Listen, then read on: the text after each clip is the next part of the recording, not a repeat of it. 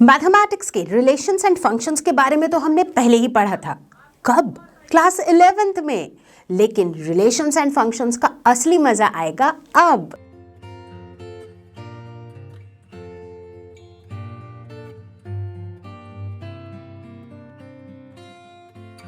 Hello everyone, I hope all of you are doing good. और आज मैं आपके लिए लेकर आई हूं class 12th maths relations and functions.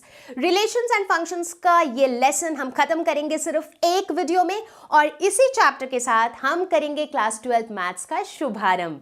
बिल्कुल। तो रिलेशंस एंड फंक्शंस हमने क्लास 11th में पढ़ रखा था, बट वहां हमने पढ़ा क्या था? वहां हमने सिर्फ 3 चीजें पढ़ी थी। रिलेशंस क्या होते हैं, फंक्शंस क्या होते हैं, और कार्टेशियन प्रोडक्ट ऑफ सेट्स। और यहां हम क्या पढ़ेंगे? हम उसी से एक स्टेप आगे बढ़ के कुछ चीजें पढ़ेंगे, जैसे कि types of relations, types of functions, binary operations वगैरह। तो फिर क्या हम तैयार हैं? बिल्कुल तैयार हैं। तो चलिए स्टार्ट करते हैं ये lesson on relations and functions.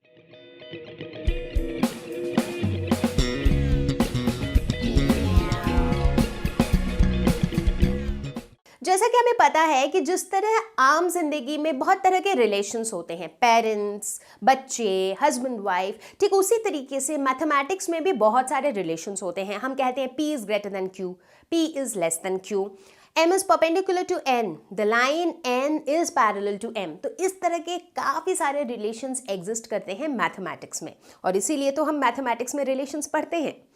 तो मैथमेटिकली जब हम रिलेशन को डिफाइन करते हैं इन टर्म्स ऑफ सेट्स, ये सब कुछ हमने 11th में पढ़ा था, राइट? कि एक सेट्स, दो सेट्स के बीच में अगर हमें रिलेशन एस्टैब्लिश करना हो, उनके एलिमेंट्स के बीच में अगर रिलेशन एस्टैब्लिश करना हो, तो हम क्या कहते हैं? हम कहते हैं कि relation is a subset of Cartesian product of sets. अब आप पूछेंगे कार्टेशियन प्रोडक्ट क्या होता है? ये तो मैं नहीं समझाने वाली हूँ, क्योंकि क्लास 11th के रिलेशंस एंड फंक्शंस वाले वीडियो में ये मैंने अच्छे से समझा रखा है। अगर आपको कॉन्सेप्ट याद है तो बहुत बढ़िया है, बट अगर कॉन्सेप्ट याद नहीं है तो फटाफट इस वीडियो को आप तुरंत देख लो, उससे आपका कॉन्सेप्ट क्लियर हो जाएगा। ग्रेट। तो रिलेशन तो हमें पता है कि ये होता है। अब देखते हैं टाइप्स ऑफ रिलेशंस। कितने तरह के रिलेशंस होते हैं? इसमें हम बहुत तरह के रिलेशन की बात करेंगे, जैसे कि empty relation, universal relation, transitive relation, symmetric relation, reflexive relation. इतने सारे नाम हैं। मुश्किल होगा? Not really. जब आप बुक के डेफिनेशंस देखते हो तो ऑब्वियसली लगता है कि यार ये क्या लिखा है, कुछ समझ में नहीं आ रहा है, but I will try to make it as simple as possible. तो शुरुआत करेंगे एम्प्टी रिलेशन से, ठीक है? तो एम्प्टी वर्ड का मतलब होता है खाली, जो रिलेशन खाली हो बट रिलेशन में तो कुछ है। मैं समझाती हूँ। मतलब अगर मैं किसी सेट के ऊपर एक ऐसा रिलेशन डिफाइन कर दूं जो रिलेशन उस सेट के किसी भी एलिमेंट के लिए ट्रू ना हो, तो ऐसे रिलेशन को हम क्या कहेंगे? Empty relation. अब आप पूछोगे कि क्या ऐसा रिलेशन पॉसिबल भी है? बिल्कुल है। एग्जाम्पल, मान लेते हैं एक स्कूल है जहां पर नर्सरी से लेकर के क्लास 12 तक के बच्चे पढ़ते हैं, ठीक है? तो मैंने कहा कि भाई ए जो है एक सेट है which is the set of all the students in the school. Now I define a relation. मैंने एक रिलेशन डिफाइन किया कि relation are between any two elements A and B such that the age difference between A and B is more than 100 years। यानी कि मैंने जो relation define किया उसके अकॉर्डिंग इस रिलेशन के अंदर वही सारे बच्चे आएंगे, वही 2 बच्चे आ सकते हैं जिन दोनों बच्चों के का एज डिफरेंस 100 साल से ज़्यादा हो। तो आप एक बात बताओ, इस स्कूल में क्या ये पॉसिबल है कि किसी भी 2 बच्चे के बीच का एज डिफरेंस 100 ईयर्स से ज़्यादा हो? ऐसा तो हो ही नहीं सकता है। इवन इफ हम अगर एक नर्सरी का बच्चा और एक 12th का बच्चा भी कंपेयर करें तो उनका एज डिफरेंस ज़्यादा से ज़्यादा 16-17 ईयर्स का होगा। 100 ईयर्स से ज़्यादा तो हो ही नहीं सकता है। तो यानी कि ये जो रिलेशन मैंने डिफाइन किया है, none of the elements of the set holds for this relation. तो यानी कि ये एक एग्जाम्पल है एम्प्टी रिलेशन का। दूसरी तरफ है यूनिवर्सल रिलेशन। यूनिवर्स मतलब पूरा का पूरा यूनिवर्स के लिए ये रिलेशन ट्रू है। तो ये यूनिवर्सल रिलेशन एम्प्टी रिलेशन का बिल्कुल ऑपोजिट है। यानी कि ये एक ऐसा रिलेशन है जो एक सेट के हर एलिमेंट के लिए ट्रू होता है। मतलब बिल्कुल दोनों 2 एक्सट्रीम केसेस हैं।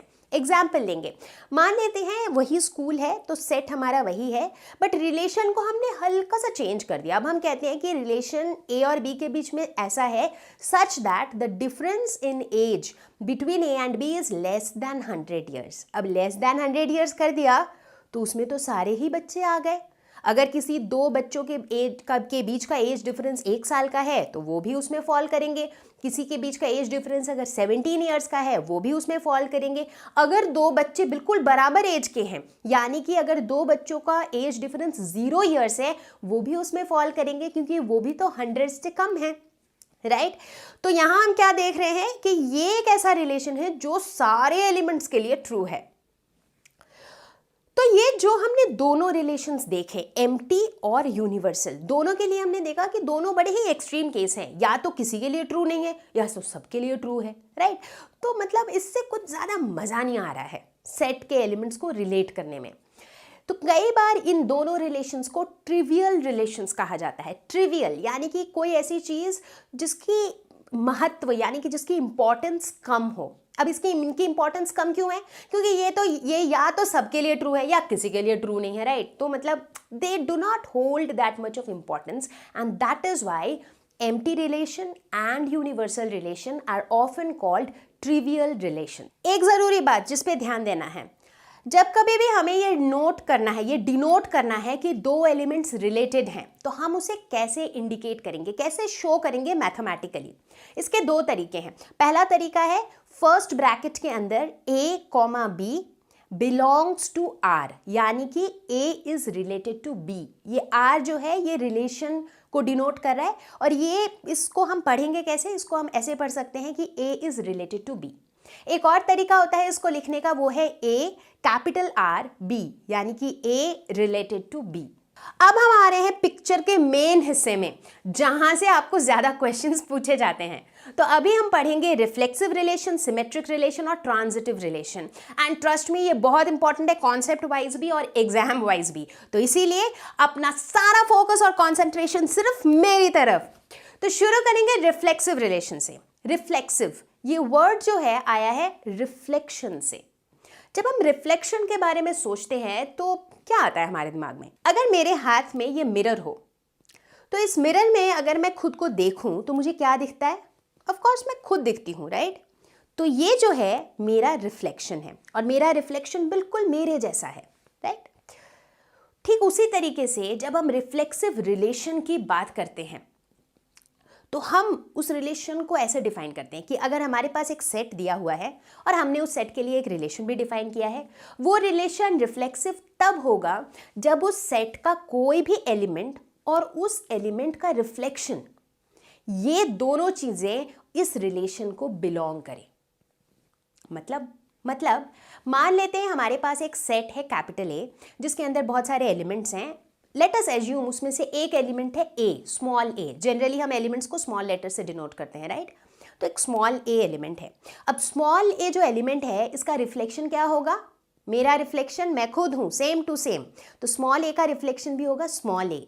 तो अगर स्मॉल ए ये जो पेयर ऑफ एलिमेंट है, ये अगर रिलेशन को बिलोंग करे, यानी कि a, belongs to r for all a belongs to capital A, यानी कि कैपिटल A जो सेट है इसके अंदर जितने भी एलिमेंट्स हैं वो सारे एलिमेंट अपने अपने रिफ्लेक्शन के साथ अगर इस रिलेशन को बिलोंग करे तो हम उस रिलेशन को कहते हैं रिफ्लेक्सिव रिलेशन, राइट? चलो डेफिनेशन तो समझ आ गया, जो पहले पढ़ के समझ नहीं आ रहा था, बट मतलब अभी भी समझ नहीं आ रहा है कि मतलब एग्जाम्पल्स कैसे होंगे, क्वेश्चंस कैसे होंगे। तो क्रिस्टल क्लियर करते हैं एग्जाम्पल्स के साथ। तो हम पहला एग्जाम्पल जो है वो लेते हैं रोस्टर फॉर्म में, क्योंकि हमें पता है कि जब भी हम सेट को रोस्टर फॉर्म में लिखते हैं बड़ी आसानी से समझ में आता है ना? तो मान लेते हैं हमारे पास एक सेट है ए, जिसके अंदर 3 एलिमेंट्स हैं 1, 2, 3, ठीक है? और हमने एक रिलेशन डिफाइन किया R, जिसके अंदर जो है ये वाले ऑर्डर्ड पेयर्स हैं 1, 2, 2, 3, 3, 1, 2, 1, 1, 3। तो ये हमारा रिलेशन है जो हमने सेट ए पे डिफाइन किया है, ठीक है? तो अगर मैं पूछूं कि क्या ये रिफ्लेक्सिव रिलेशन है या नहीं, तो हमें कैसे पता चलेगा? फटाफट याद करेंगे कि रिफ्लेक्सिव रिलेशन होने के लिए हमारा कंडीशन क्या था? कंडीशन सिंपल सा था, ए जो है ये रिलेटेड होना चाहिए, यानी कि A, बिलोंग्स टू R। इसका मतलब होता है A रिलेटेड टू A मतलब मेरा रिफ्लेक्शन, ए का रिफ्लेक्शन ए ही होगा, करेक्ट। तो ए इस वाले सेट की अगर हम बात करें तो यहाँ पर ए का मतलब कौन से एलिमेंट्स होंगे? ए का मतलब ये वाले एलिमेंट्स होंगे 1 1 2 2 3 3, राइट। तो अब हमें ये देखना है कि क्या ये वाले एलिमेंट्स, ये 1 1 2 2 3 3, क्या ये एलिमेंट्स इस रिलेशन में है? क्या ये है यहाँ पर? तो अगर हम गौर से देखें तो 1 1 भी है, 2 2 भी है, 3 3 भी है। तो यानी कि हम कह सकते हैं कि ए जो है वो रिलेटेड है, क्योंकि वो दोनों ही इस रिलेशन में है, और इसीलिए ये हो गया हमारा एक रिफ्लेक्सिव रिलेशन का एग्जाम्पल। ठीक है, दूसरा एग्जाम्पल लेते हैं। अब ऑब्वियसली एक ऐसा एग्जाम्पल लेंगे जो रिफ्लेक्सिव ना हो। ठीक है, मान लेते हैं हम फिर से इसी सेट की बात करते हैं, ए जिसके अंदर 3 एलिमेंट्स हैं 1 2 3। बट अब हम यहाँ पे रिलेशन को बदल देते हैं। मान लेते हैं यहाँ पर हम कोई दूसरे रिलेशन की बात करते हैं R1, जिसके अंदर 1 2 2 3 3 1 2 1 1 1 ये सारे ऑर्डर्ड पेयर्स हैं।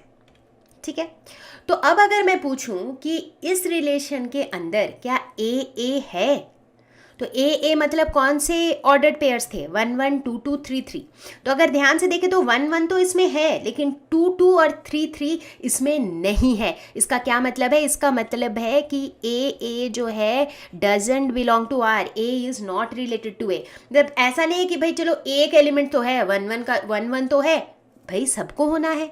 ए मतलब ए के अंदर जितने भी एलिमेंट्स हैं उनका जो है रिफ्लेक्शन इसके अंदर होना चाहिए।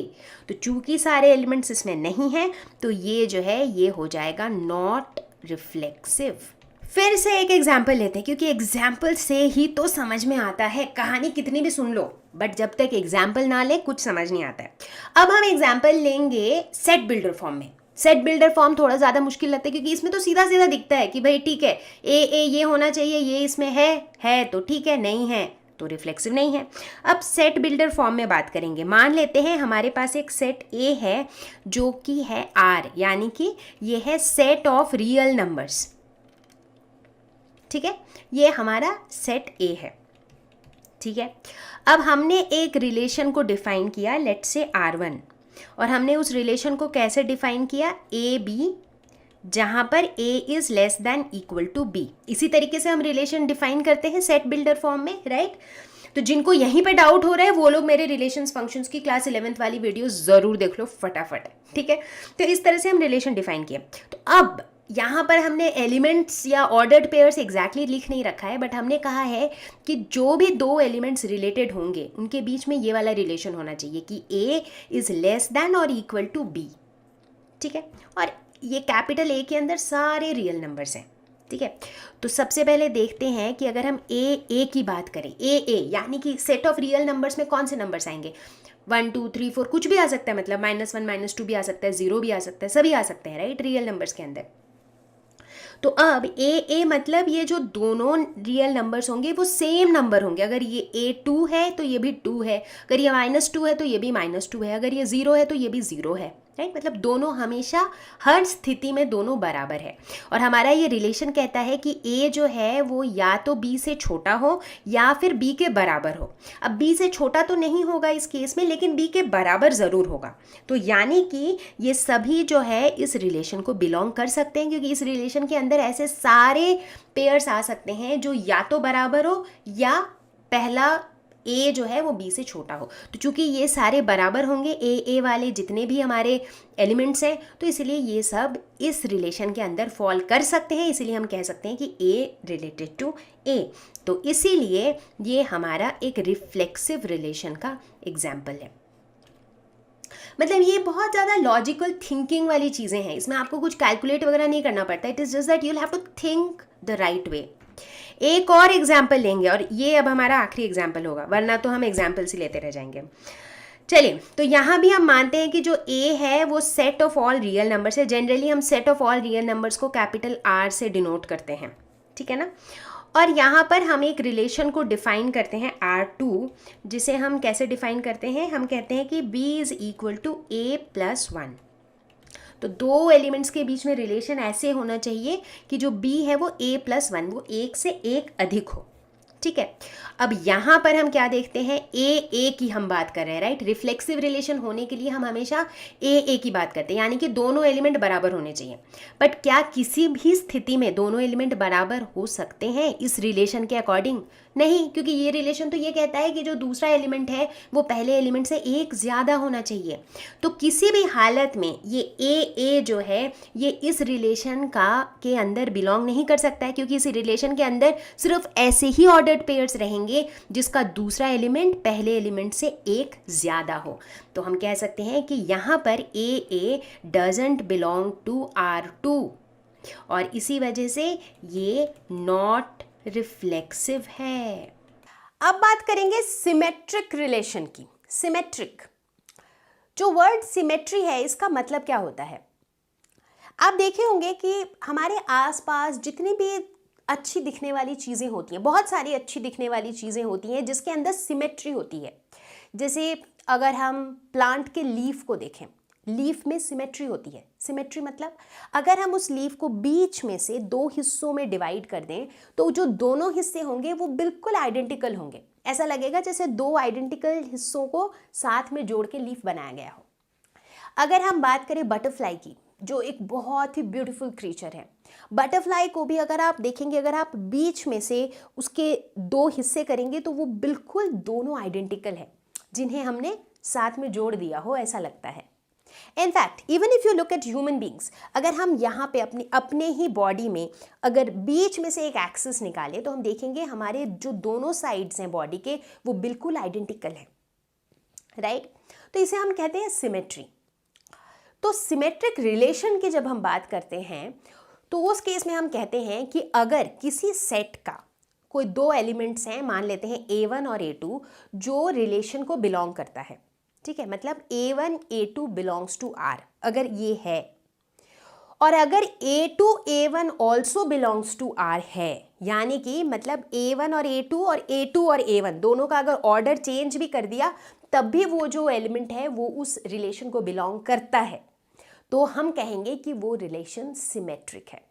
तो सिमेट्रिक रिलेशन का कंडीशन क्या है? कंडीशन है कि if A1 A2 belongs to R then A2 A1 must also belong to R, ठीक है। एग्जाम्पल लेके समझेंगे। चलिए फिर से सिमेट्रिक रिलेशन को समझते हैं एग्जाम्पल्स के साथ। तो हमारा पहला एग्जाम्पल, वही तरीका फॉलो करेंगे। पहला एग्जाम्पल जो है हम रोस्टर फॉर्म वाले सेट्स लेंगे क्योंकि वो आसान होते हैं। तो मान लेते हैं हमारे पास एक सेट A है जिसके अंदर 3 एलिमेंट्स हैं 1 2 3, ठीक है।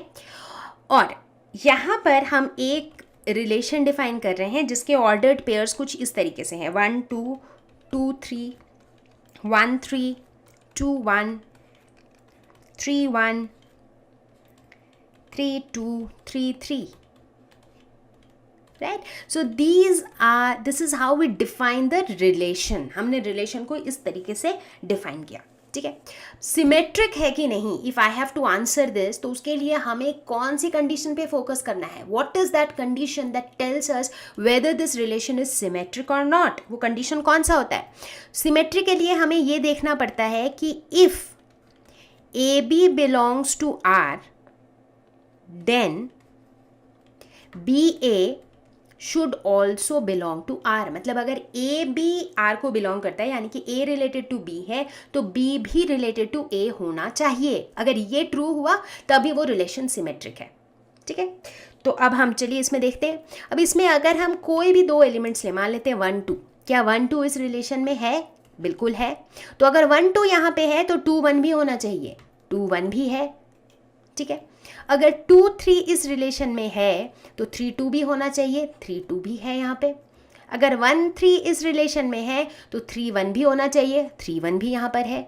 तो इसका मतलब ये पर्टिकुलर जो एग्जाम्पल हमने लिया है, यहाँ पर हम देखते हैं कि अगर A भी R को बिलोंग करता है तो BA भी R को बिलोंग करता है, and that is why we say that this is a symmetric relation.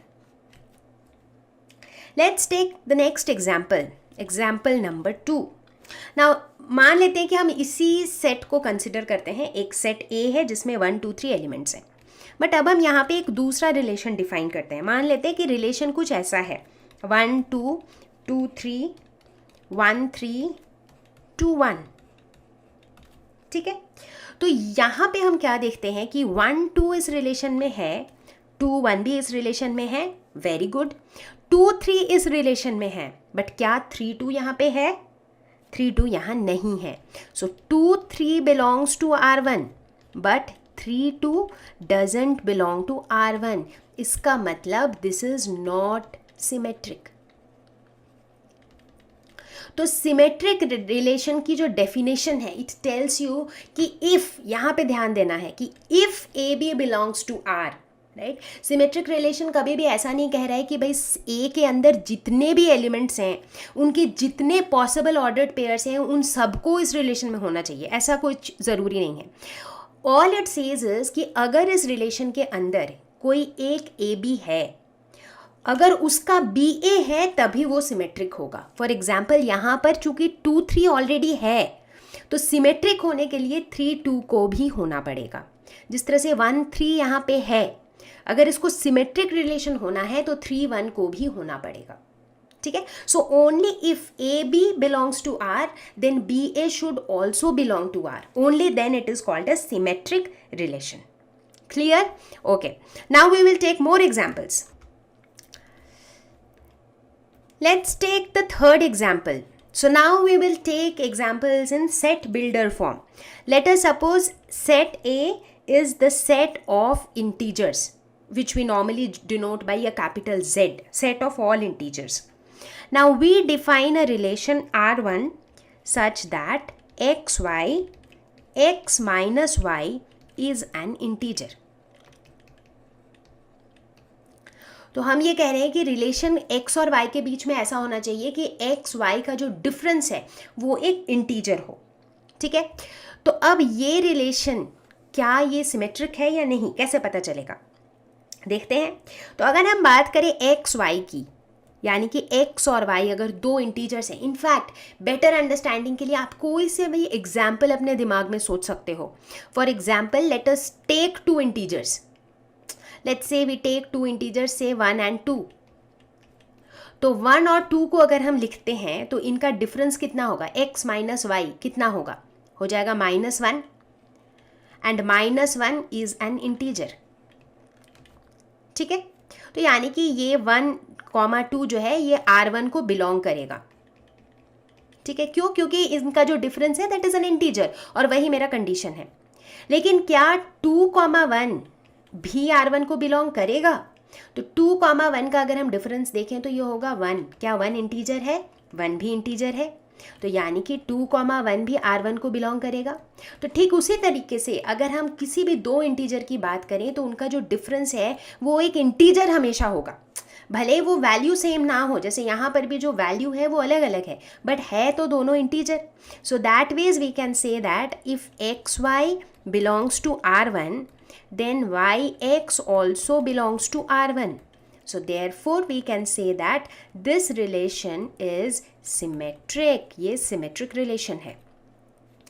Finally अब एक चौथा एग्जाम्पल और लेते हैं, ठीक है। यहाँ पर हम कहते हैं कि मान लेते हैं कि A जो है एक सेट है जिसमें ये एलिमेंट्स हैं 1 2 3 4 5 6, और हम एक रिलेशन को डिफाइन करते हैं कुछ इस तरीके से, R is equal to XY such that Y is divisible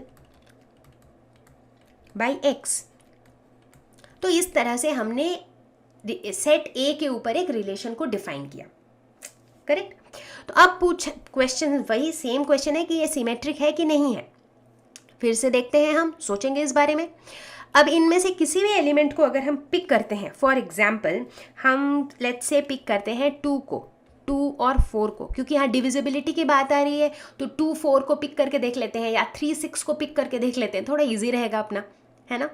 तो अगर हम कहते हैं कि लेट्स से 2, 4, तो क्या 2, 4 इस रिलेशन को सेटिस्फाई करता है? रिलेशन कहता है y is divisible by x, 4 is divisible by 2, है कि नहीं?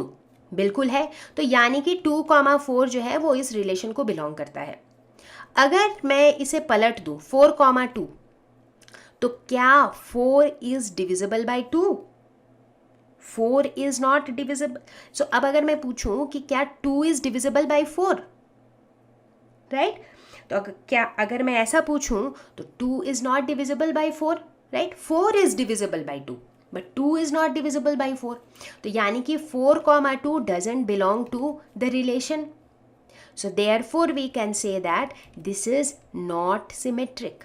सिर्फ 2 और 4 की ही बात नहीं है, किसी भी दो एलिमेंट्स को उठाते हैं, जैसे 1 और 2 की अगर बात करें तो 2 जो है is divisible by 1 but 1 is not divisible by 2, right? तो इसीलिए ये जो रिलेशन है ये सिमेट्रिक नहीं है.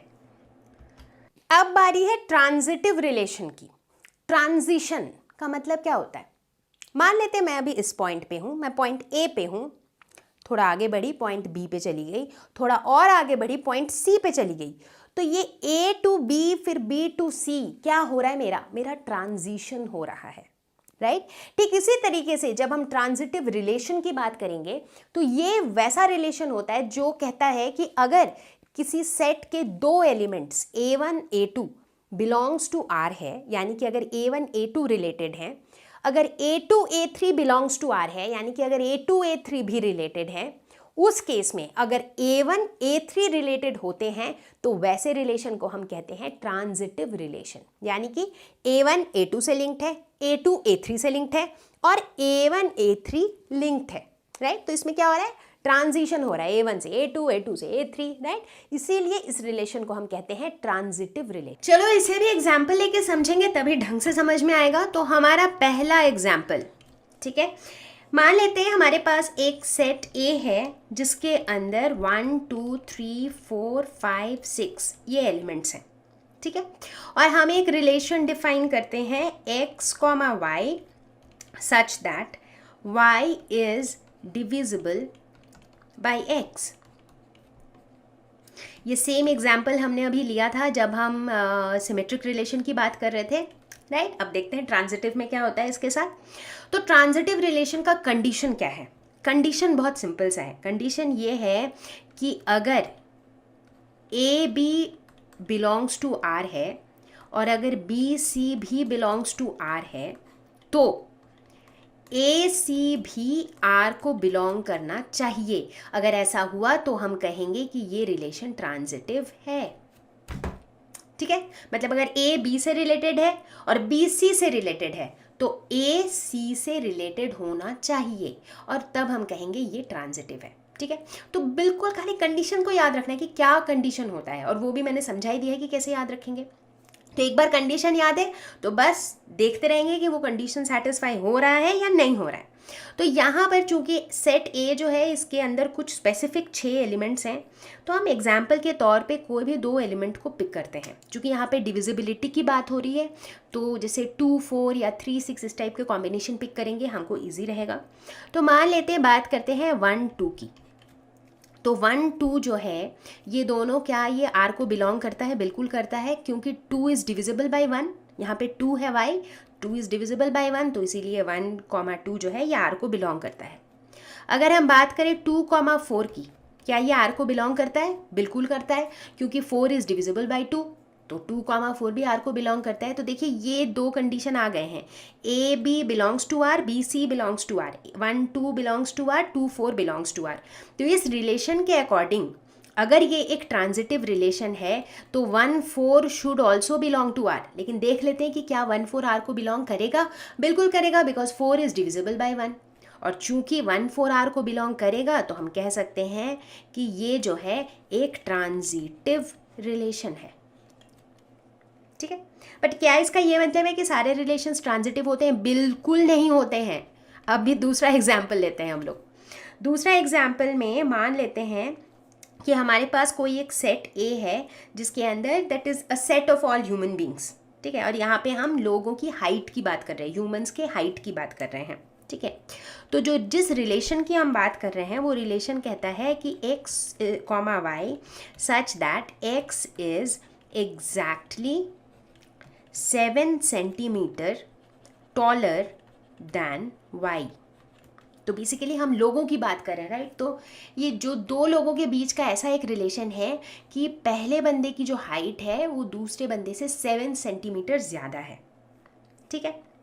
तो चलिए देखते हैं कि ये जो है ट्रांजिटिव रिलेशन होगा या नहीं। मान लेते हैं कि ये x है और ये y है। तो इस रिलेशन के हिसाब से x जो है वो y से 7 सेंटीमीटर ज़्यादा लंबा है, ठीक है। तो मान लेते हैं कि एक्स वाई जो है ये आर को बिलोंग करता है, क्योंकि एक्स जो है वो वाई से 7 सेंटीमीटर लंबा है। अब हम ये भी मान लेते हैं कि वाई जेड जो है ये भी आर को बिलोंग करता है, यानी कि वाई जो है वो जेड से 7 सेंटीमीटर ज़्यादा लंबा है, ठीक है, ओके। अब हमें देखना ये है कि इसका अकॉर्डिंग टू ट्रांजिटिव रिलेशन इसका तो यही मतलब हुआ कि एक्स जेड जो है this should belong to R. अगर ये रिलेशन ट्रांजिटिव है तो बट देखना पड़ेगा कि क्या x z belongs to R. X comma z R को तभी बिलोंग करेगा जब x is exactly 7 centimetre taller than z। लेकिन अगर हम इस पिक्चर को देखें, x जो है वो y से ही 7 सेंटीमीटर लंबा है, y जो है वो z से 7 सेंटीमीटर लंबा है, यानी कि x is 14 centimetre taller than z, right. तो x जो है वो z से एग्जैक्टली 7 सेंटीमीटर टॉलर नहीं है, तो इसीलिए x कॉमा z जो है ये इस रिलेशन को बिलोंग नहीं करेगा, और इसी वजह से ये जो रिलेशन है ये ट्रांजिटिव नहीं है। अब अगर इसी को हम थोड़ा ट्विस्ट कर लेते हैं, मान लेते हैं कि अगर यहाँ पे एग्जैक्टली 7 सेंटीमीटर वर्ड नहीं रहता, अगर यहाँ पे सिर्फ लिखा होता है कि x is taller than y, तो उस केस में x कॉमा जेड जो है ये r को बिलोंग करता, क्योंकि टॉल तो है x जो है वो z से टॉलर तो है ही, लेकिन एग्जैक्टली 7 सेंटीमीटर नहीं है, राइट। तो इसीलिए अगर ये एग्जैक्टली 7 सेंटीमीटर वाली बात नहीं होती, उस केस में जो है ये एक ट्रांजिटिव रिलेशन का एग्जाम्पल हो जाता, ठीक है। जब कोई भी रिलेशन ऐसा होता है कि वो रिफ्लेक्सिव भी है, सिमेट्रिक भी है और ट्रांजिटिव भी है, तो ऐसे रिलेशन को हम कहते हैं इक्विवेलेंस रिलेशन। तो एग्जाम में कई बार आपको इस तरह के क्वेश्चंस आ सकते हैं कि गिवन अ रिलेशन, एक रिलेशन दिया हुआ है and you have to prove that this is an equivalence relation. अब इक्विवेलेंस प्रूव करने के लिए आपको स्टेप बाय स्टेप तीनों चीज़ें प्रूव करनी पड़ेगी कि वो रिफ्लेक्सिव है, वो सिमेट्रिक है और वो ट्रांजिटिव है। अगर वो तीनों है तो वो एक इक्विवेलेंस रिलेशन है। तो क्या सबको types of relations crystal clear है? होना चाहिए, क्योंकि I tried my best to give you the easiest possible explanation. तो फटाफट से कुछ क्वेश्चन सॉल्व करेंगे और इन क्वेश्चंस को सॉल्व करने के बाद हम आगे बढ़ेंगे। अब टाइम है एक क्वेश्चन सॉल्व करने का, तभी तो समझ आएगा कि कॉन्सेप्ट कितने तगड़े से समझ आया। Determine if relation is reflexive, symmetric and transitive. Relation R in a set A is 1 2 3 4 14, मतलब सेट ए है जो 1 से लेकर के 14 तक उसमें एलिमेंट्स हैं, और जो रिलेशन है उसको कुछ इस तरीके से डिफाइन किया गया है, x comma y such that 3x minus y is equal to 0। तो मतलब x और y के बीच का रिलेशन हमें दे दिया गया है, ठीक है। तो अब सबसे पहले बात करते हैं रिफ्लेक्सिव कंडीशन की। तो रिफ्लेक्सिव होने के लिए हमारी कंडीशन क्या होती है, ए शुड बिलोंग टू आर, यानी कि आर यानी कि इस रिलेशन को बिलोंग करना चाहिए, ठीक है। तो यहाँ पर हम देखते हैं हमारा कंडीशन क्या है कि 3x minus y is equal to 0, यानी कि 3x should be equal to y, ठीक है। तो क्या ए इस रिलेशन का पार्ट हो पाएगा, क्योंकि ए तो ये कहता है कि x और y इन दोनों की वैल्यू सेम हो, बट दोनों की वैल्यू सेम तो कभी भी नहीं होगी इस रिलेशन के कंडीशन से, इसीलिए a कॉमा ए इस केस में will never belong to R. तो यहाँ पर जो है x कॉमा वाई जो है will never belong to R, तो यानी कि this is not reflexive. Clear. अब बात करते हैं सिमेट्रिक की। सिमेट्रिक के लिए कंडीशन क्या होती है कि अगर a1 a2 r को बिलोंग करता है तो a2 a1 को भी r को बिलोंग करना चाहिए, ये कंडीशन होती है, ठीक है।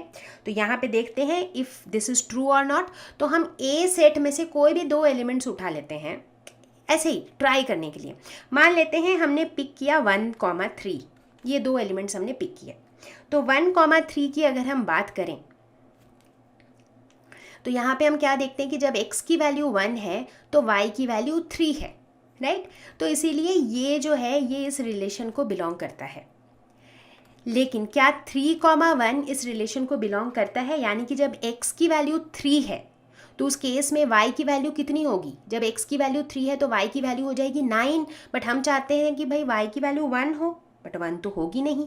जब x की वैल्यू 3 है तो किसी भी हालत में y की वैल्यू 1 तो नहीं हो सकती है, यानी कि 3,1 जो है ये किसी भी हालत में इस रिलेशन का पार्ट नहीं हो सकता है। तो यानी कि ये जो रिलेशन है ये सिमेट्रिक भी नहीं है। अब आप ये कहेंगे कि सिर्फ एक आपने रैंडम वैल्यू उठाई मैम 1 और 3, और चूंकि वो सेटिस्फाई नहीं किया तो आपने बोला ये रिलेशन सिमेट्रिक ही नहीं है। ऐसा ही कहूँगी, क्योंकि अगर ये रिलेशन कोई एक एग्जाम्पल के लिए या कोई एक वैल्यू के लिए भी अगर ये ट्रू नहीं है, इसका मतलब वो सिमेट्रिक नहीं है। इसी तरीके से हम प्रूव करेंगे, अगर एक भी वैल्यू के लिए वो रिफ्लेक्सिव नहीं है, इसका मतलब वो ओवरऑल वो रिलेशन रिफ्लेक्सिव नहीं है। ठीक है, अब चलते हैं तीसरे टाइप में, यानी कि ट्रांजिटिव रिलेशन। अब ट्रांजिटिव होने के लिए कंडीशन क्या है? कंडीशन है कि अगर A1 A2 R को बिलोंग करता है और अगर A2 A3 R को बिलोंग करते हैं, इसका मतलब है A1 A3 जो है वो भी R को बिलोंग करना चाहिए। ये हमारा कंडीशन है। तो यहाँ पे देखते हैं क्या सिचुएशन है। यहाँ के सिचुएशन के हिसाब से जैसे 1 3 ये R को बिलोंग करता है, इस रिलेशन का पार्ट है क्योंकि ये सेटिस्फाई करता है।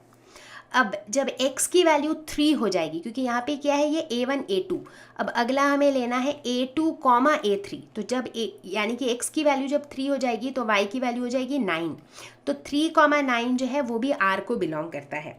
अब हमें ये देखना है कि क्या 1, 9 यानी कि A1 A3 क्या 1, 9 R को बिलोंग करता है? यानी कि जब x की वैल्यू 1 होगी तो y की वैल्यू कितनी होगी? 3। बट क्या ये पॉसिबल है कि x की वैल्यू 1 हो और y की वैल्यू 9 हो? ऐसा तो कभी भी नहीं पॉसिबल है। यानी कि 1, 9 जो है ये इस रिलेशन का पार्ट कभी भी नहीं होगा। तो यानी कि this is not transitive. I hope आपको समझ आ रहा है, राइट? मतलब इतना कॉम्प्लिकेटेड है नहीं जितना हम सोच रहे थे। 3 सिंपल सी कंडीशंस हैं और बस हमको उन कंडीशंस को डाल के खाली देखना है कि वो कंडीशन सेटिस्फाई होते हैं या नहीं होते हैं, बस उतना ही करना है। Let's look at another question. Show that relation R defined in the set A of all triangles as R is equal to T1 T2 such that T1 is similar to T2। ठीक है, so basically हम relation ऐसा define कर रहे हैं कि दो ऐसे ट्रायंगल्स, ताकि वो दो ट्रायंगल्स सिमिलर हों, उस तरह का दो ट्रायंगल्स के बीच में सिमिलैरिटी का रिलेशन होना चाहिए, इज इक्विवेलेंस रिलेशन। ठीक है, हमें ये दिखाना है कि ये इक्विवेलेंस रिलेशन है। इक्विवेलेंस दिखाने के लिए हमें ये प्रूव करना पड़ेगा कि ये सिमेट्रिक है, ये रिफ्लेक्सिव है और ये ट्रांजिटिव है। ठीक है, ये तो पहला पार्ट हो गया। Consider 3 right angle triangles T1 with sides 3, 4, 5, T2 with sides 5, 12, 13, T3 with sides 6, 8, 10। Which triangles among T1, T2 and T3 are related. तो बेसिकली इन तीनों ट्रायंगल्स में से हमें बताना पड़ेगा कौन से दो ट्रायंगल्स आपस में सिमिलर हैं। ठीक है, ओके, डन। तो पहले फोकस करते हैं क्वेश्चन के पहले पार्ट में। ठीक है, तो पहले पार्ट के हिसाब से हमारे पास ये रिलेशन डिफाइन किया हुआ है कि दो ट्रायंगल अगर सिमिलर होंगे तो वो इस रिलेशन का पार्ट होंगे। तो सबसे पहले बात करते हैं रिफ्लेक्सिव रिलेशन की। तो रिफ्लेक्सिव रिलेशन का मतलब होता है कि अ ट्रायंगल, मतलब बेसिकली इसका ये मतलब होता है कि A, should belong to the relation, यानी कि जो A दोनों बराबर होने चाहिए एलिमेंट्स, रिफ्लेक्शन होना चाहिए, राइट? तो अब हमें क्या पता है कि कोई भी ट्रायंगल अपने आप से तो सिमिलर ही होगा, राइट?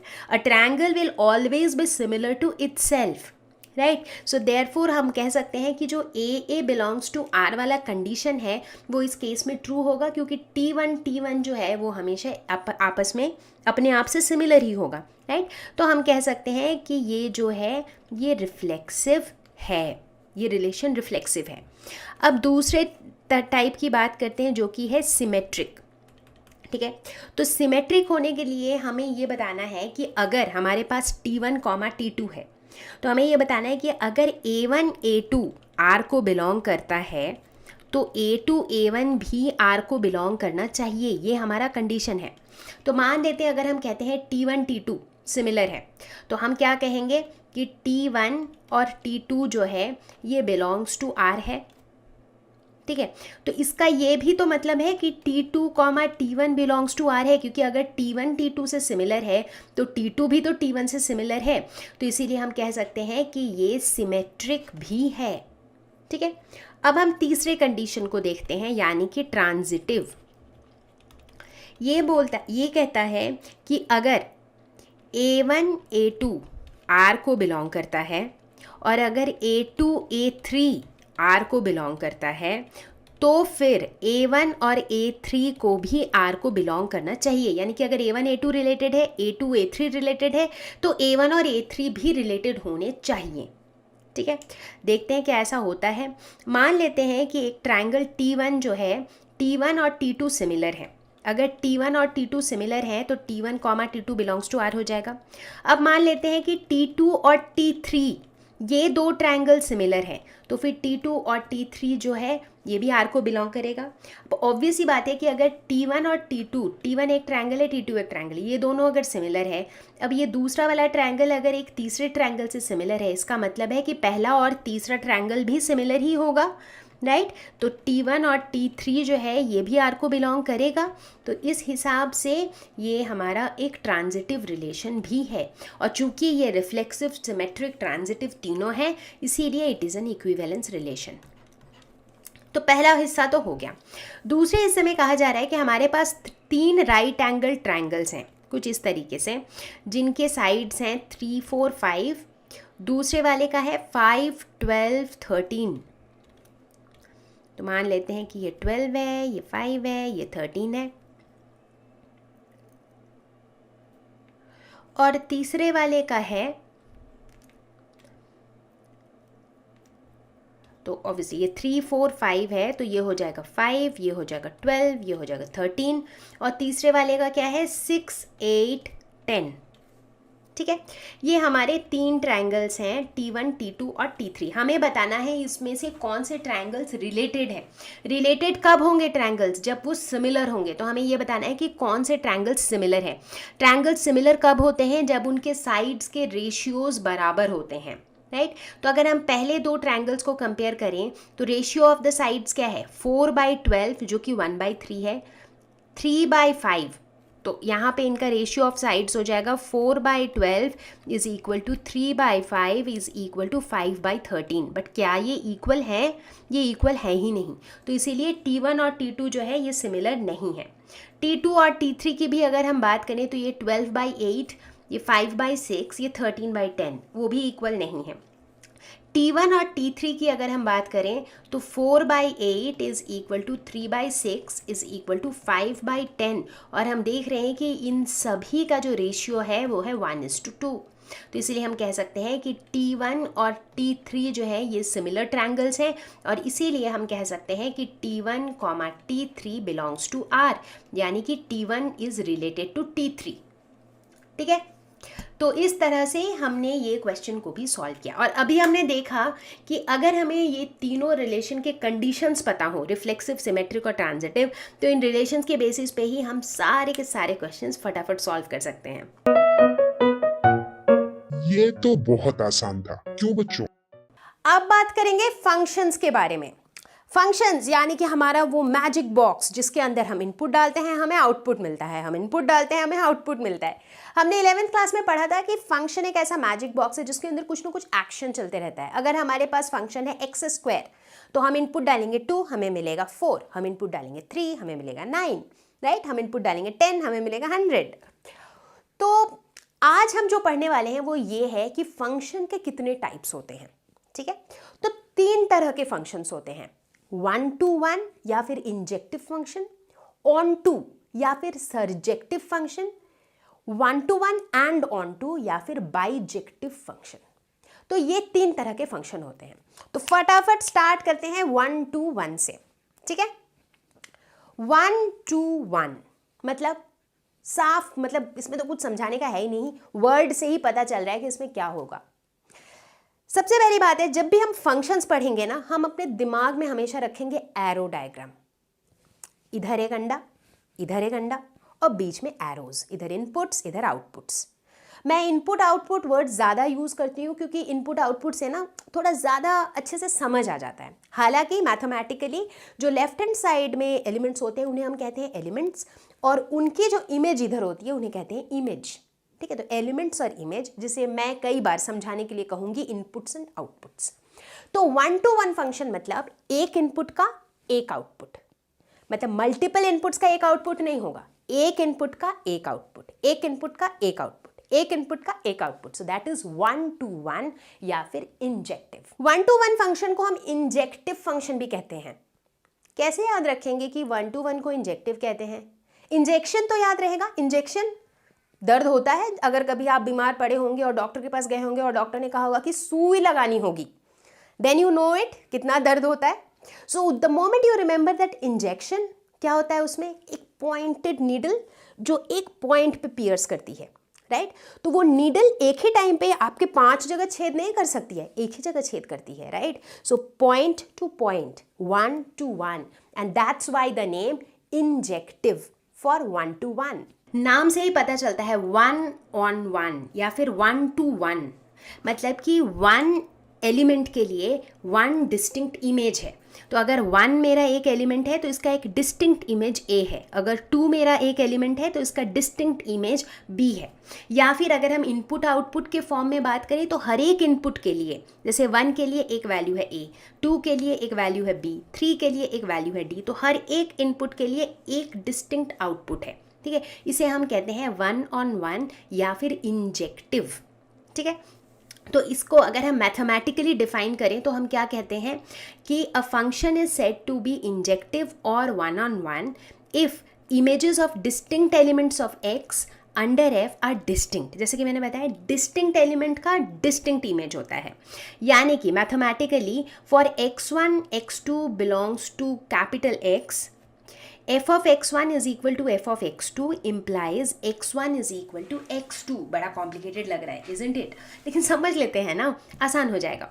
हम कहना चाह रहे हैं कि अगर ये x, ये हमारा x है, राइट? इनके एलिमेंट्स की हम बात कर रहे हैं, तो x की किसी भी x1 और x2 वैल्यूज़ के लिए अगर f of x1 और f of x2 इक्वल है, इसका मतलब है कि कॉरस्पॉन्डिंग x1 और x2 की वैल्यूज़ भी इक्वल होंगी।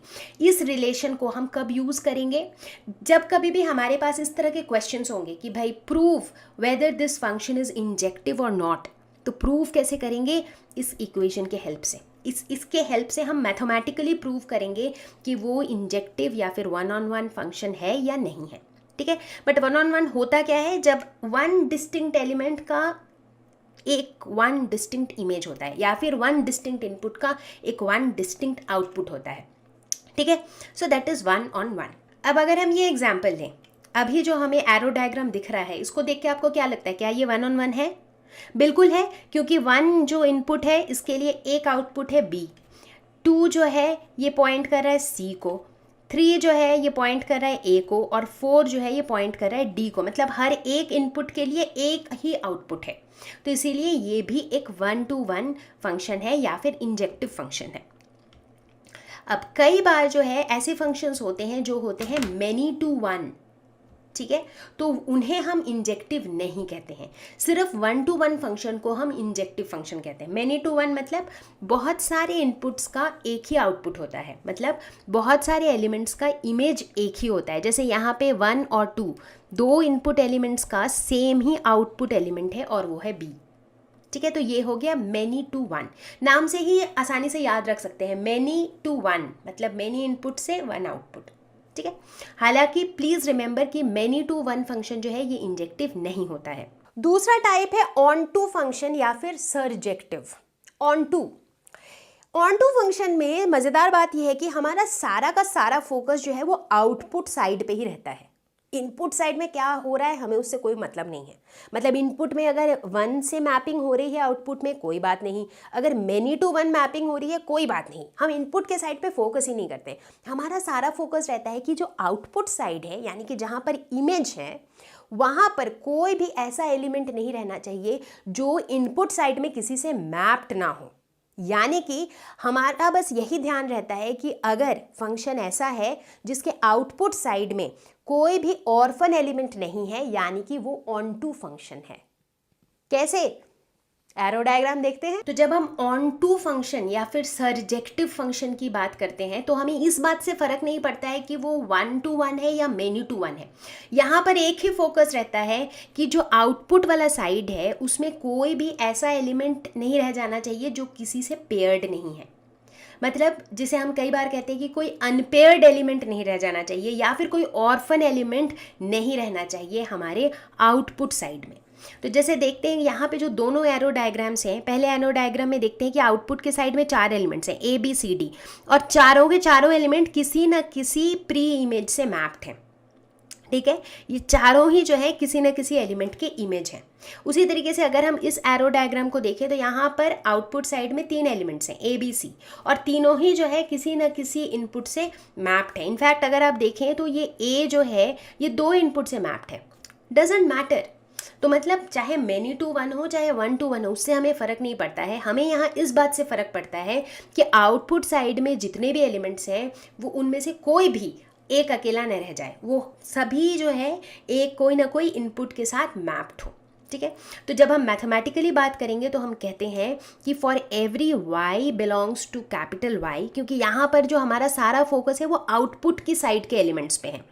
जैसे पिछली बार जब हम 1 to 1 फंक्शन की बात कर रहे थे तो हमारा सारा फोकस था इनपुट वाले साइड के एलिमेंट्स पे, कि वो जो है एक एलिमेंट एक आउटपुट से मैप कर रहा है या मल्टीपल एलिमेंट्स एक आउटपुट से मैप कर रहा है, राइट। बट यहाँ सारा फोकस आउटपुट साइड पे है, तो इसीलिए हम कहेंगे कि for every y belonging to capital Y there exists an element x in x such that f of x is equal to y। तो यहाँ पर हमारा ये कंडीशन है। हम हमेशा मैथमेटिकली ये देखेंगे कि ये जो y वाला साइड है ना, इस साइड हर एक y की वैल्यू के लिए कोई ना कोई x का वैल्यू मैप्ड है, यानी कि हर एक y जो है should be a function of x।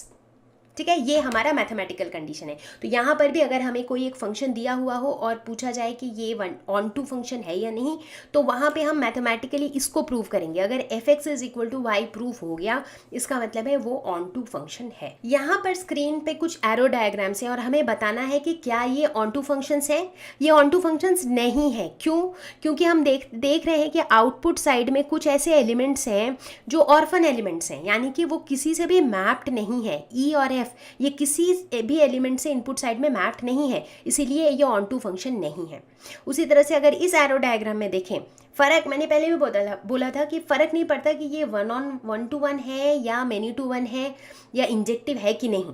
But यहाँ पर जहाँ आउटपुट के साइड पे ऑर्फन एलिमेंट्स हैं, यानी कि ये ऑन टू फंक्शन नहीं है। ठीक है, बट अगर हम पूछें कि यहाँ पे जो 2 दिख रहे हैं एरो डायग्राम्स, क्या ये 1 to 1 फंक्शन है? तो पहले वाले केस में हम क्या देख रहे हैं कि यहाँ पर मल्टीपल इनपुट्स के लिए एक आउटपुट है, राइट। तो इसीलिए ये जो है ये एक मेनी टू 1 फंक्शन है।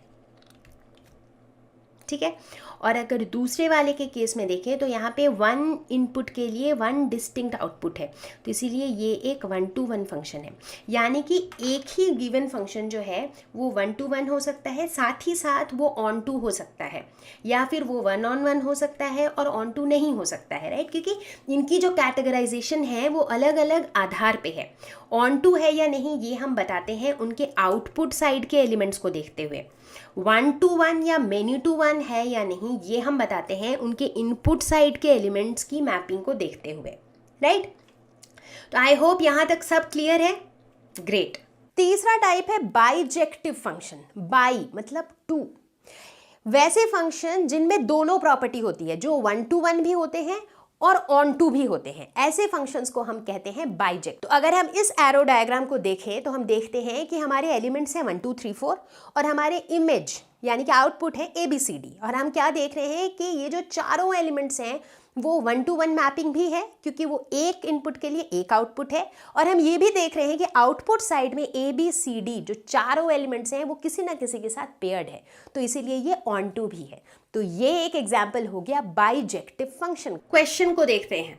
Prove that the function f n to n given by fx is equal to 2x is 1 to 1 but not onto. ठीक है। तो 1-to-1 फंक्शन को प्रूव करने के लिए हम उसके डेफिनेशन का यूज़ करेंगे, और डेफिनेशन क्या है?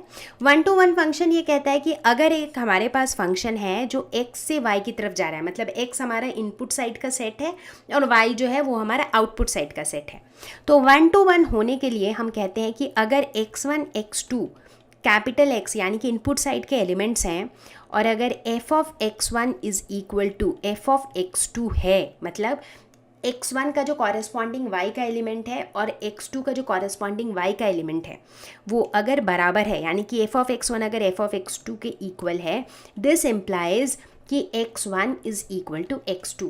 और अगर ये कंडीशन हमारा सेटिस्फाई हो गया, यानी कि ये एक 1-to-1 फंक्शन है, ठीक है। तो यहाँ पर इस पर्टिकुलर क्वेश्चन में f ऑफ x1 क्या है? 2x1, f ऑफ x2 क्या है? 2x2, ठीक है। तो इस कंडीशन के हिसाब से अगर fx1 is equal to fx2 होता है, तो अगर fx1 is equal to fx2 होता है तो क्या होगा?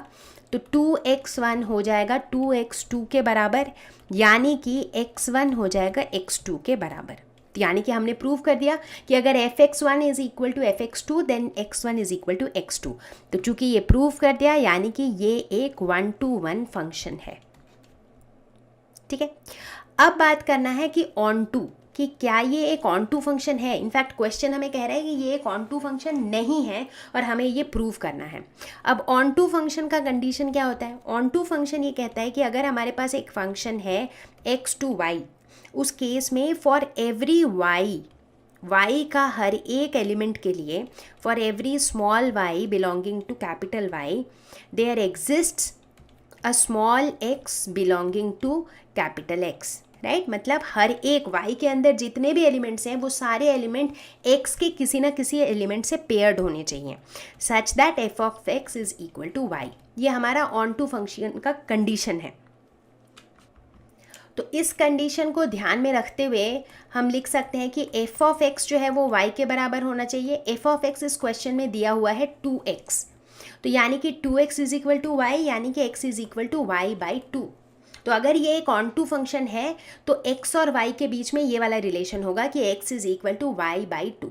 अब यहाँ पर हम बात कर रहे हैं नेचुरल नंबर्स की, राइट, क्योंकि ये कह रहा है कि ये फंक्शन जो है ये जो दो सेट्स में मूव कर रहा है, इनपुट और आउटपुट, वो सारे नेचुरल नंबर्स हैं, ठीक है। तो अगर y की वैल्यू अगर 1 होगी तो x की वैल्यू क्या हो जाएगी? 1/2। क्या 1/2 एक नेचुरल नंबर है? नहीं है। यानी कि जब y की वैल्यू 1 होगी तो x की वैल्यू कुछ हो ही नहीं पाएगी नेचुरल नंबर्स में। तो इसका मतलब है कि अगर y की वैल्यू 1 होगी तो y के लिए कॉरेस्पॉन्डिंग कोई x रहेगा ही नहीं इनपुट साइड में। बट क्या ऐसा पॉसिबल है ऑन टू फंक्शन के लिए? नहीं, क्योंकि ऑन टू फंक्शन के लिए तो हर एक आउटपुट की वैल्यू के लिए, हर एक y की वैल्यू के लिए एक कॉरेस्पॉन्डिंग x का वैल्यू होना मैंडेटरी है। तो इसीलिए ये ऑन टू फंक्शन नहीं है। तो इसीलिए ये जो फंक्शन है f(x) is equal to 2x, ये एक 1-to-1 फंक्शन है, लेकिन ये ऑन टू फंक्शन नहीं है। एक और क्वेश्चन देखते हैं। Check the injectivity and surjectivity of the following functions. तो यहाँ पे कुछ फंक्शंस दिए हुए हैं, हमें बताना है कि ये इंजेक्टिव फंक्शन है या नहीं, या फिर ये सर्जेक्टिव फंक्शन है या नहीं। इंजेक्टिव यानी कि 1-to-1 और सर्जेक्टिव यानी कि ऑन टू, ठीक है। तो दोनों की कंडीशन तो अभी तुरंत हमने देखी थी। तो पहले वाले क्वेश्चन को ट्राई करते हैं, जहाँ पे f(x) is equal to x² है। तो पहले हम 1-to-1 फंक्शन की बात करेंगे। तो अगर f ऑफ x1 लिखें तो ये हो जाएगा x1², अगर f ऑफ x2 लिखें तो हो जाएगा x2², ठीक है। तो अगर f of x1 is equal to f of x2 होगा तो x1² will be equal to x2², ठीक है, यानी कि x1 will be equal to x2। तो हमने प्रूव कर दिया कि अगर fx1 is equal to fx2 तो x1 is equal to x2, यानी कि ये इंजेक्टिव फंक्शन है, ठीक है। लेकिन क्या ये सर्जेक्टिव फंक्शन है? इसी फंक्शन की अगर हम बात करें तो देखते हैं। सर्जेक्टिव फंक्शन का कंडीशन होता है कि f(x) should be equal to y। तो f(x) यहाँ पे क्या है? f(x) है x² is equal to y, यानी कि x is equal to √y, ठीक है। तो अब ये जो है हम नेचुरल नंबर्स के लिए बात कर रहे हैं, राइट। तो अगर हमारी y की वैल्यू 2 होती है, 2 तो नेचुरल नंबर है, तो x की वैल्यू क्या हो जाएगी √/2। लेकिन क्या √/2 नेचुरल नंबर है? ये नेचुरल नंबर नहीं है, तो इसीलिए ये सर्जेक्टिव नहीं है, तो ये नॉट सर्जेक्टिव। ठीक है, आपको लॉजिक समझ में आ रहा है, राइट? ये जो कंडीशंस है बस उन्हीं को याद रखने हैं। अब हम देख रहे हैं कि हमारे पास सेम फंक्शन है, लेकिन जो सेट है सिर्फ उसको चेंज कर दिया गया है। तो अब वो सेट नेचुरल नंबर ना होके इंटीजर्स हैं, तो क्या होगा, हमारे रिजल्ट में क्या चेंज आएगा? बहुत चेंज आ जाएगा। ट्राई करते हैं। तो इस केस में अगर हम इंजेक्टिविटी प्रूव करना चाहें तो f(x1) रहेगा x1², f(x2) रहेगा x2²। तो अगर f(x1) is equal to f(x2) होगा तो उस केस में x1² should be equal to x2²। ठीक है, लेकिन अब जो है हम इंटीजर्स की बात कर रहे हैं, तो x1² जो है इसका आंसर +x1 भी ये +x1 भी हो सकता है, -x1 भी हो सकता है, राइट? क्योंकि +x1 का स्क्वायर भी जो है उसकी भी जो वैल्यू होती है -x1² की भी वैल्यू वही होती है, राइट? फॉर एग्जाम्पल इधर x1² is equal to x2² है। पहले तो हमने एकदम आसानी से बोल दिया कि इसका मतलब है x1 is equal to x2। क्यों? क्योंकि यहाँ पर हम नेचुरल नंबर्स के साथ डील कर रहे थे, सिर्फ पॉजिटिव होते हैं नेचुरल नंबर्स, बट यहाँ पर हम इंटीजर्स के साथ डील कर रहे हैं।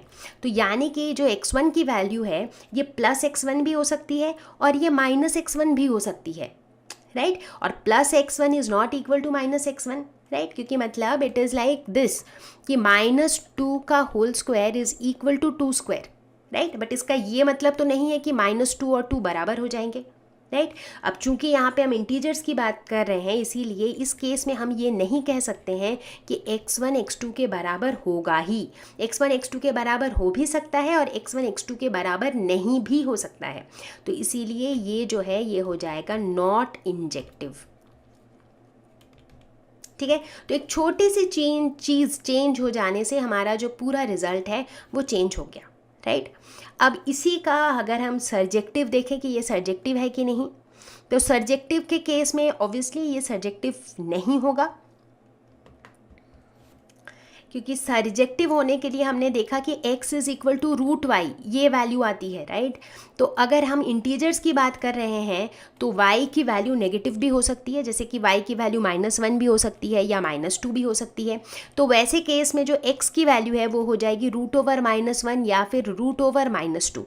अब √(-1) √(-2) ये जो है क्या ये इंटीजर्स हैं? ये इंटीजर्स नहीं है, तो इसीलिए ये जो है ये सर्जेक्टिव नहीं है।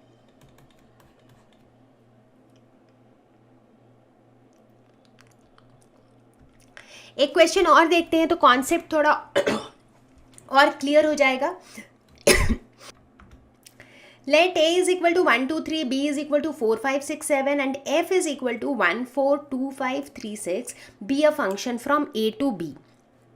I think it will be better if we draw the arrow diagram. Let us suppose this is a 1 2 3 and this is b 4 5 6 7, right? And we have a function f which tells us that 1 points to 4, यानी कि 1 is related to 4, 2 is related to 5, 3 is related to 6, right? Show that f is 1 to 1.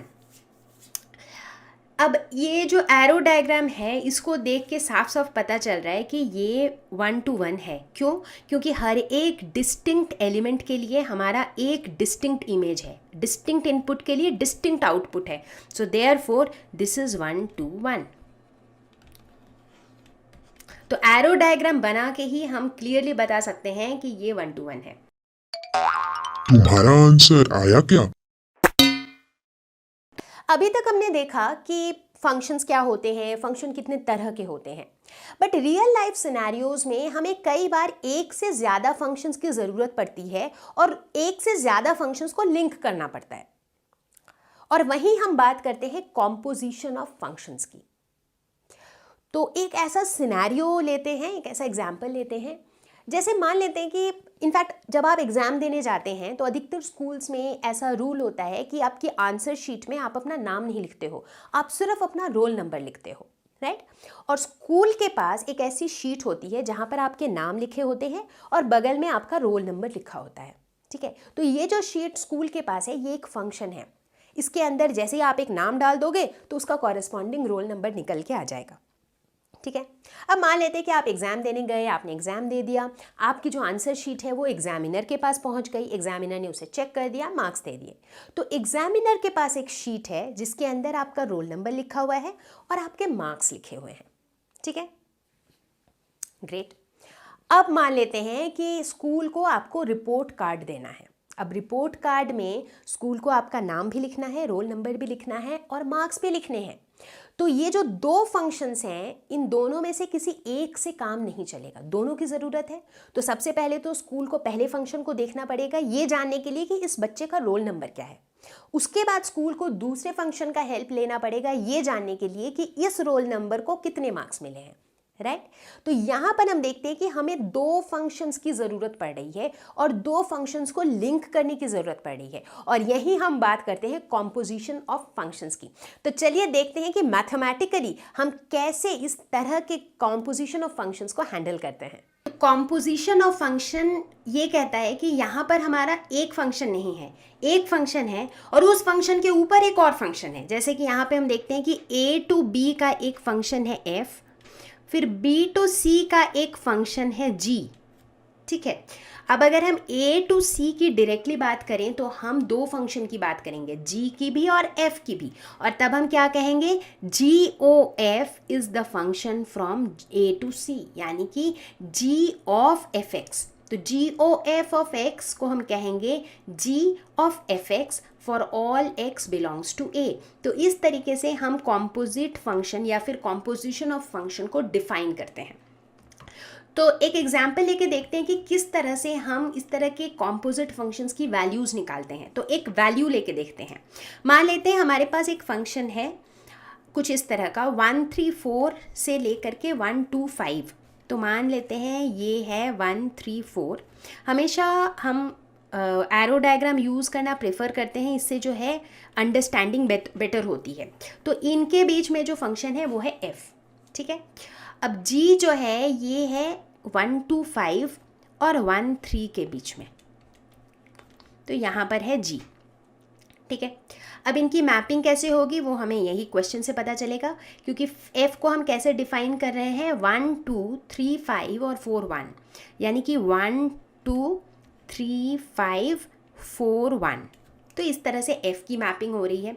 g की mapping कैसे हो रही है 1 3 2 3 5 1 1 3 2 3 5 1।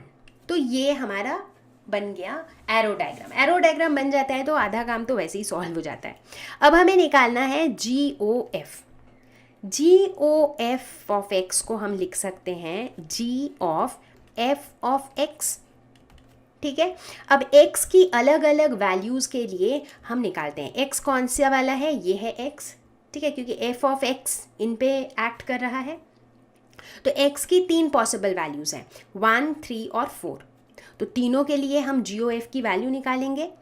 ठीक है, तो हम सबसे पहली वैल्यू निकालेंगे G ऑफ f ऑफ 1।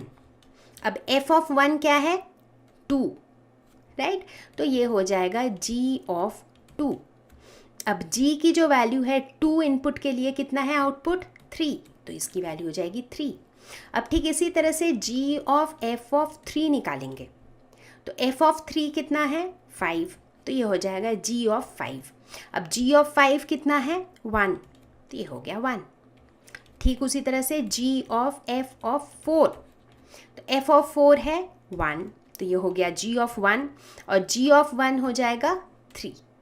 ठीक है, तो ओवरऑल ये जो फंक्शन है GOF, इसको हम कैसे लिख सकते हैं, मतलब GOF की जो आउटपुट वैल्यूज़ होंगी वो हो जाएंगी 3 1 3, और GOF फंक्शन की इनपुट वैल्यूज़ कौन कौन सी है 1 3 और 4, राइट। तो इसको हम कैसे लिखेंगे 1 इनपुट वैल्यू, 1 इनपुट वैल्यू के लिए आउटपुट वैल्यू क्या है 3, 3 इनपुट वैल्यू के लिए आउटपुट वैल्यू क्या है 1, 4 इनपुट वैल्यू के लिए आउटपुट वैल्यू क्या है 3।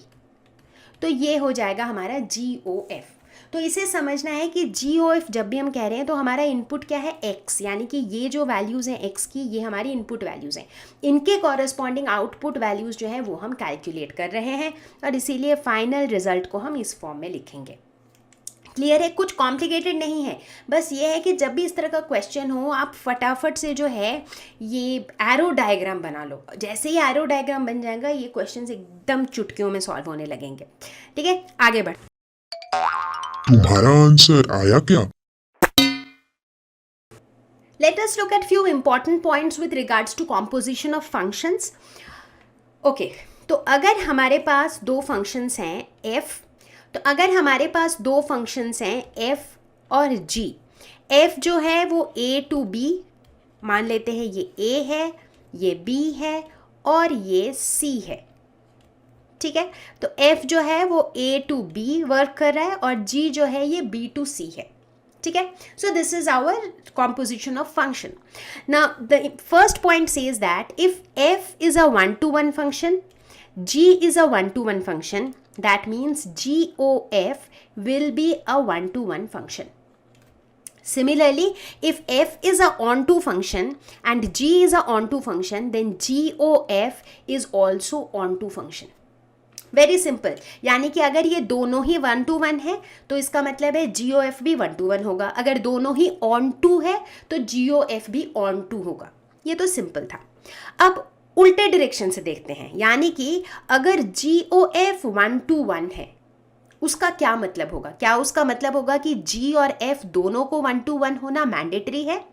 Not really. अगर GOF 1-to-1 है तो उसका मतलब है कि F जो है वो 1-to-1 होना ही है, मतलब F का 1-to-1 होना मैंडेटरी है। वाई? क्योंकि जब भी हम 1-to-1 कंडीशन की बात करते हैं we talk mostly about the input side. ये हमने देखा था राइट, कि जो जब भी 1-to-1 फंक्शन की बात करेंगे तो हम ये देखते हैं कि जो इनपुट साइड है उसमें से एक एलिमेंट मैप हो रहा है, राइट मतलब एक डिस्टिंक्ट एलिमेंट से एक डिस्टिंक्ट एलिमेंट मैप हो रहा है कि नहीं, राइट। और जब हम GOF फंक्शन की बात करते हैं तो ये GOF बेसिकली क्या है? G of F of X। तो अगर GOF ये टोटल फंक्शन अगर 1-to-1 है इसका मतलब है ये F ऑफ X जो है इसका 1-to-1 होना मैंडेटरी है। लेकिन अगर GOF जो है ये ऑन टू है इसका मतलब है कि G का ऑन टू होना मैंडेटरी है। वाई?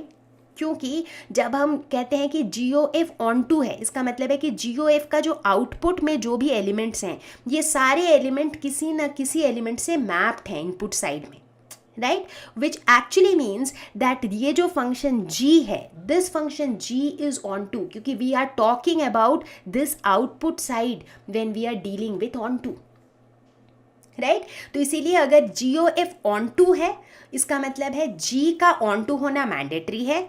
अगर GOF 1-to-1 है इसका मतलब है F का 1-to-1 होना मैंडेटरी है। I hope this logic is clear, right, because onto means we are looking at the output side.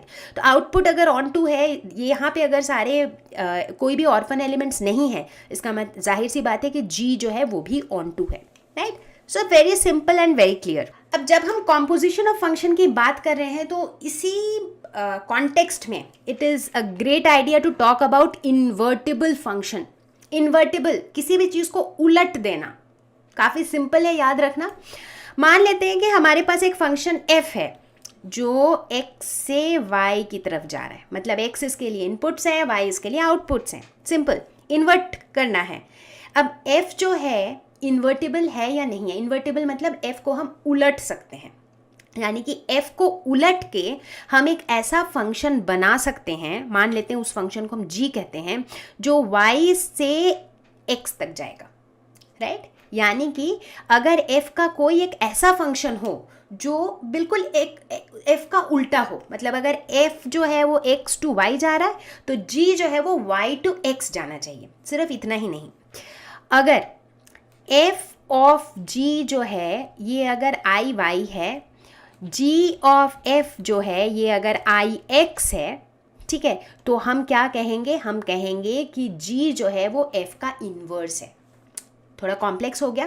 क्या हो गया? इतना कुछ भी कॉम्प्लेक्स नहीं हुआ, बहुत सिंपल है। तो हम कह रहे हैं कि f हमारे पास एक फंक्शन है जो x to y जा रहा है, ठीक है। तो जब f x टू y जा रहा है और g जो है वो y टू x आ रहा है, मतलब इसके उल्टा जा रहा है, तो ऐसे सिचुएशन में अगर कभी भी हम g ऑफ f निकालेंगे तो हमें जो वैल्यू मिलेगी वो क्या x के टर्म्स में मिलेगी, राइट? क्योंकि g ऑफ f क्या है, g of f of x है, तो हम x के ऊपर काम करते हैं जब भी हम g ऑफ f निकालते हैं, इसीलिए जो हमारा आंसर आता है वो भी x के टर्म्स में आता है। और जब हम f ऑफ g निकालेंगे उस केस में हम क्या निकाल रहे हैं, f of g of y, क्योंकि g के लिए तो इनपुट वैल्यू y है भाई, तो इसीलिए यहाँ पे जो आउटपुट निकलेगा वो y के टर्म्स में निकलेगा। लेकिन हम देखेंगे कि इन दोनों ही केसेस में जो हमारा आउटपुट है वो क्या है, वो है ix और iy, करेक्ट? इससे हमें ये प्रूव होता है कि ये जो दोनों फंक्शन है, बिल्कुल इसका कॉन्सेप्ट वैसा ही है जैसे हमने पढ़ा है नंबर्स के केस में रेसिप्रोकल का कॉन्सेप्ट। अगर हम 2 की बात करें, 2 को अगर हम 1/2 से मल्टीप्लाई कर देते हैं तो क्या होता है, 1 आ जाता है, राइट? कुछ उसी तरह का कॉन्सेप्ट है यहाँ पर भी, राइट? तो यहाँ पे f और f इन्वर्स, ये जो दोनों चीज़ें हैं ये एक दूसरे के इन्वर्स हैं, तो f का इन्वर्स होता है f ऑफ इन्वर्स, जिसको हम कह रहे हैं यहाँ पर g। तो ये जो g फंक्शन है ये बेसिकली f का इन्वर्स है, ठीक है? तो if f is invertible then f must be 1-to-1 and onto. तो ये एक बहुत इंपॉर्टेंट कॉन्सेप्ट है कि कोई भी फंक्शन अगर इन्वर्टिबल फंक्शन है इसका मतलब है कि वो फंक्शन 1-to-1 भी है और वो ऑन टू भी है, और उसी तरह से अगर कोई फंक्शन है जो 1-to-1 भी है और ऑन टू है तो वो इन्वर्टिबल है। मतलब कोई भी एक फंक्शन इन्वर्टिबल होता है इसका मतलब है वो 1-to-1 फंक्शन भी है और वो ऑन टू फंक्शन भी है। छोटी छोटी सी कॉन्सेप्ट्स हैं, इनको मैं प्रूव नहीं करूँगी, ये क्रैश कोर्स वीडियो है, लेकिन कभी कभी छोटे क्वेश्चंस में भी अगर आपको कोई ऐसा फंक्शन दिया हुआ हो जो 1-to-1 है, जो ऑन टू है, आपको पूछा जाए कि वेदर इट इज़ इन्वर्टिबल और नॉट, तो इस तरह की जो डिटेल्स हैं ये आपको पता होनी चाहिए। अब हम सीधे जंप करेंगे क्वेश्चंस पे, कुछ क्वेश्चन सॉल्व करेंगे। पहला question, state with reason whether the following functions have inverse. जैसा मैं बता ही रही थी बिल्कुल वैसा ही क्वेश्चन आ गया। हमारे पास एक फंक्शन दिया हुआ है और हमें बताना है कि इस फंक्शन का इनवर्स है या नहीं, मतलब इसका इन्वर्स निकालना पॉसिबल है कि नहीं। इन्वर्स होने के लिए क्या होना चाहिए, 2 कंडीशंस हमने अभी पढ़ा था कि अगर ये फंक्शन 1-to-1 है और अगर ये फंक्शन ऑन टू भी है तो इस फंक्शन का इन्वर्स पॉसिबल है, ठीक है?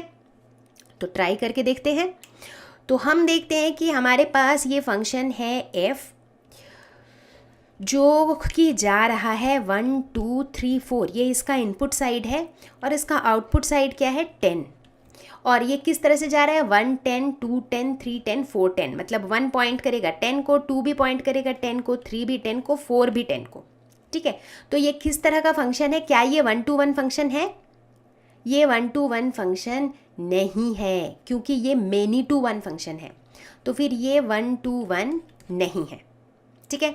क्या ये ऑन टू फंक्शन है? ऑन टू तो है क्योंकि आउटपुट साइड में 10 है और 10 जो है ये पेयर्ड है, तो कोई ऑर्फन एलिमेंट नहीं है आउटपुट साइड में, तो इसलिए ये ऑन टू तो है। लेकिन क्या इसका इन्वर्स होगा? इसका इन्वर्स नहीं होगा क्योंकि इन्वर्स होने के लिए इसे 1-to-1 भी होना है और ऑन टू भी होना है। एक और एग्जाम्पल लेते हैं। जी एक फंक्शन है, जी कहाँ से कहाँ तक, तो ये था f का स्टोरी। अब हम g की स्टोरी बनाते हैं। g जो है ये जा रहा है 5 6 7 8 से कहाँ तक जा रहा है 1 2 3 4, आउटपुट साइड है इसका 1 2 3 4, ठीक है? ये कह रहा है 5 कनेक्ट होता है, 5 का आउटपुट है 4, 6 का आउटपुट है 3, 5 का आउटपुट है 4, 6 का आउटपुट है 3, 7 का आउटपुट है 4, 8 का आउटपुट है 2, ठीक है? तो क्या ये 1-to-1 है? ये 1-to-1 नहीं है। क्यों?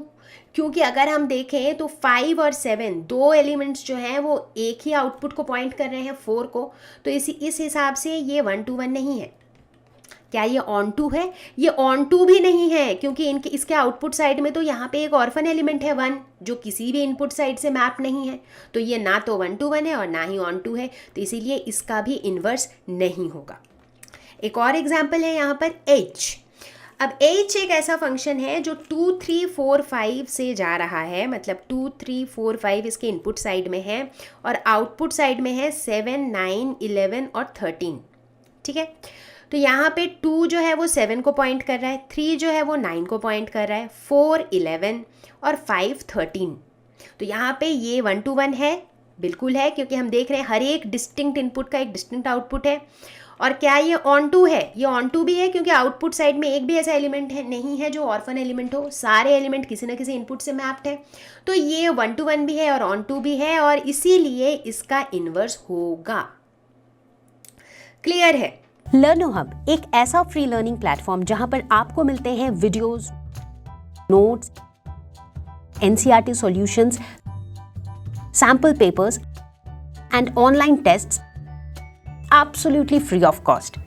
इतना ही नहीं, Learno hub class 11-12 YouTube channel पर चलते हैं free batches for 11th and 12th। Class 11th के बच्चों के लिए Atharva batch Monday to Friday at 4:30 PM और क्लास 12th के बच्चों के लिए Anant batch Monday to Friday at 6 PM। अगर आप या आपके जान पहचान का कोई तैयारी कर रहा है नीट या जेईई का, तो हमारे यूट्यूब चैनल पर है लर्नो हब नीट पे जीत, जेईई पे जीत का complete course absolutely for free. इनमें चैप्टर्स की डिटेल्ड एक्सप्लेनेशंस, लाइव क्लासेस, ढेर सारे क्वेश्चंस और प्रीवियस ईयर क्वेश्चंस डिटेल्ड में कवर्ड हैं।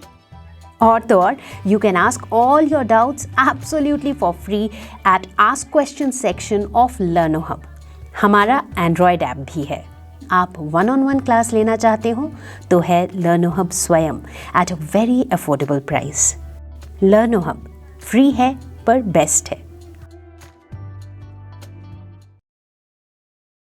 I hope you found this video useful.